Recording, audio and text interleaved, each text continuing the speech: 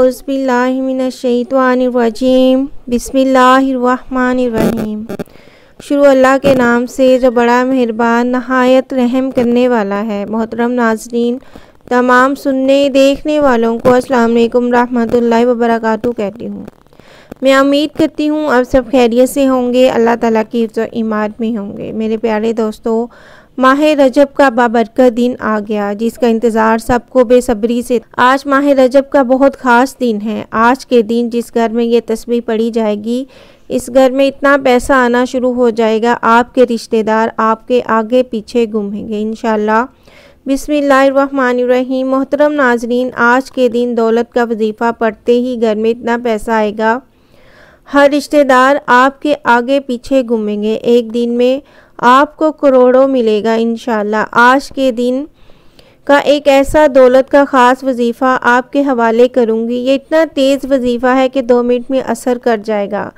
आज के दिन की फजीलत के बारे में हर कोई जानता है कि इस दिन की कितनी अहमियत है, इस दिन की क्या फजीलत है। इस दिन को गफलत में हरगिज़ नहीं गुजारना चाहिए, बल्कि इस दिन का फ़ायदा उठाते हुए रहमतुल इलाही से माला माल होते रहें और दूसरों को भी इसके बारे में बताएं ताकि वो भी इस दिन की बरकत से फैज़याब हो सके। नाजरीन कराम, जिस बंदे की कई सालों से जेब खाली है, जो बंदा कई सालों से गुर्बत तंगदस्ती का शिकार है, जिस घर में कई सालों से रिज़्क़ और दौलत की तंगदस्ती है, जहाँ रहमतों बरकतों की बहारें आज तक नहीं आई, वो दुनिया जहाँ के तमाम काम छोड़ के आज के दिन दौलत का वजीफ़ा किसी सूरत मत छोड़ें। ये दौलत का एक ख़ास वजीफ़ा है कि पढ़ने वाला रब को राज़ी कर लेता है और जिस बंदे से रब राज़ी हो जाए, इस बंदे की परेशानी, हर मुश्किल, हर तंगदस्ती टल जाती है। आज ये वजीफ़ा बताए गए तरीके के मुताबिक आप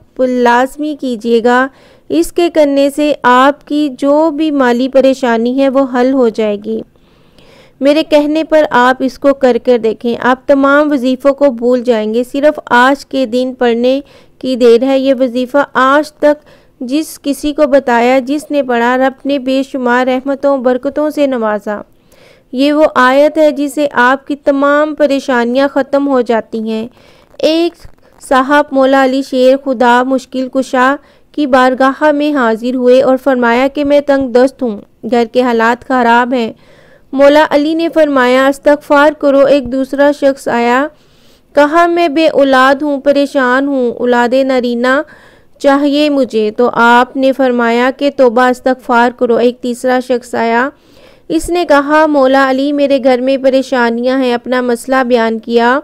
तो मौला अली ने फरमाया जाओ इस्तग़फ़ार करो। तीनों शख्स चले गए। पास बैठे एक बंदे ने मौला अली शेर खुदा, जिसको लक़ब मिला है मुश्किल कशा, से पूछा मौला अली आपके पास 3 बंदे आए, उन्होंने अपने मुख्तलिफ मसाइल पेश किए, आपने सबको एक ही जिक्र दिया इस्तग़फ़ार किया करो। तो मौला अली ने फरमाया आज हमारी तबाही बर्बादी की सबसे बड़ी वजह हमारे गुनाह हैं। अगर किसी का रिज़्क़ तंग होता है तो वो तौबा करे, अगर परेशानियां किसी की जान नहीं छोड़ रही तो वो भी तौबा करे, अगर किसी पर आजमाइश आती है तो वो भी तौबा करे, अगर किसी के घर में फाके हैं, गुर्बत है तो वो तौबा करे। तौबा का जिक्र इस्तग़फ़ार रब को राज़ी कर लेता है, रब को मना लेता है और जिस बंदे से रब राज़ी हो जाता है फिर इसे मांगना नहीं पड़ता, इसे गैबी ख़जानों से नवाजा जाता है। मौला अली ने फरमाया जब कभी आप पर मुश्किल वक़्त आ जाए इस्तग़फ़ार करो। बाज़ औक़ात वाकई इंसान जाने अनजाने में कोई ऐसा गुनाह, कोई ऐसी बात, कोई ऐसा अमल जो है वो कर बैठता है कि वो बंदा रब की पकड़ में आ जाता है। और जब बंदा रब की पकड़ में आ जाए तो वो फिर दुनिया के कोई जादू जिन्नात, कोई वजीफ़ा, कोई अमाल, कोई भी अमल आपके लिए फ़ायदा मंद नहीं रहता जब तक आप अपने गुनाहों की सच्ची तौबा नहीं कर लेते।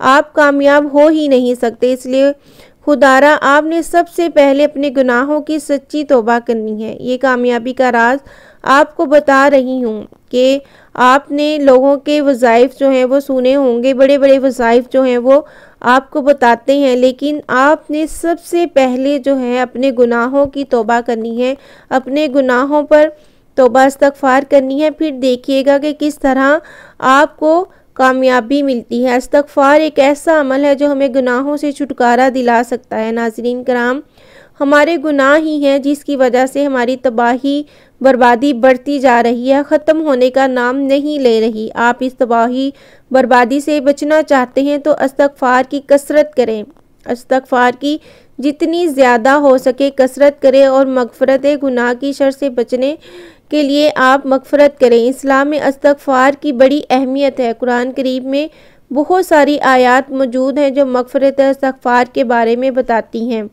कुछ आयात इसके बारे में हुक्म भी देती हैं, इसकी तलब के बारे में हैं और कुछ इसकी तारीफ़ बयान करती हैं।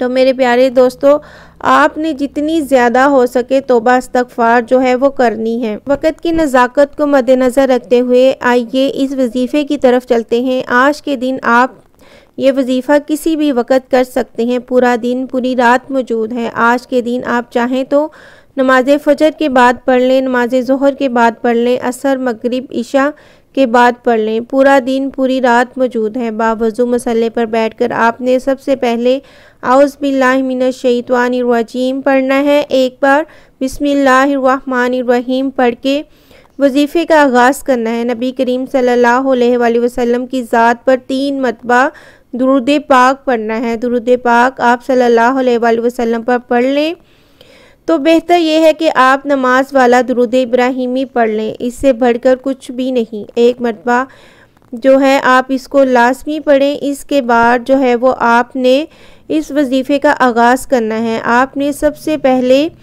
दुरूद पाक पढ़ते ही सबसे पहले आजिज़ी के साथ अपने मकसद की नीयत जो है वो कर लेनी है। आपका जो भी मकसद है इसको आप अपने जहन में रखें।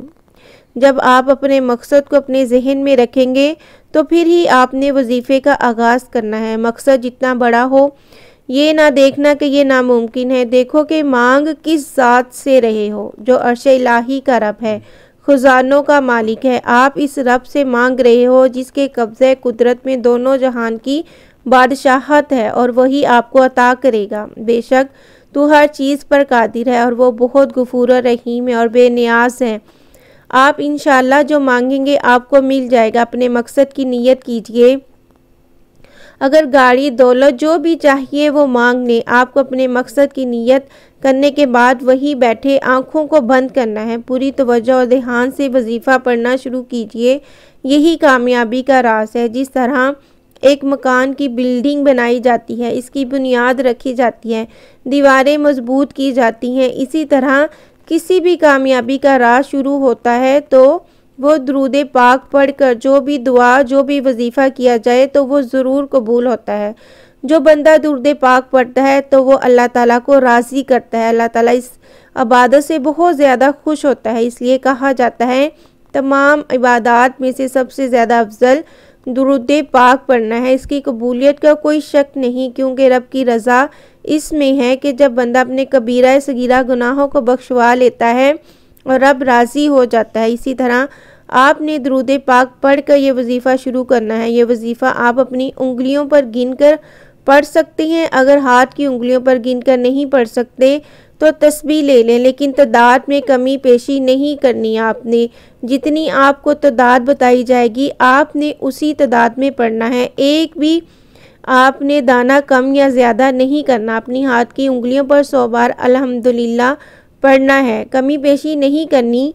बाज़ औक़ात बंदा एक दाना कम या ज़्यादा पढ़ लेता है, लेकिन आपने 100 दानों की ही तस्बीह करनी है, 100 बार ही पढ़ना है। और जब आपकी ज़ुबान से निकल रहा हो अल्हम्दुलिल्लाह, आप रोते हुए, तड़पते हुए, सिसकते हुए रब्बे काबा से मांगते चले जाइए। यकीन कीजिए अल्लाह ताला आपकी नस्लों को आबाद कर देगा। जिस गुनाहों की जड़ की वजह से रब ने आपका रिज्क तंग किया है, आपके घर में परेशानियां हैं, फाके हैं, गुर्बत है, तंग दस्ती है, इस सूरत की फजीलत और बरकत से हर तरह की परेशानी, हर तरह के गुनाह, हर तरह की बंदिशें टूट जाएंगी और कामयाबी आपका मुकद्दर हो जाएगी। 100 दानों की एक तस्बीह पढ़ने के बाद दूसरे नंबर पर जो आपने वजीफ़ा करना है वो रब के 2 नामों का वजीफ़ा है। 11 बार आपने या रज़्ज़ाक़ु या फ़त्ताहु पढ़ना है। या रज़्ज़ाक़ु या फ़त्ताहु आपने 11 बार पढ़ना है।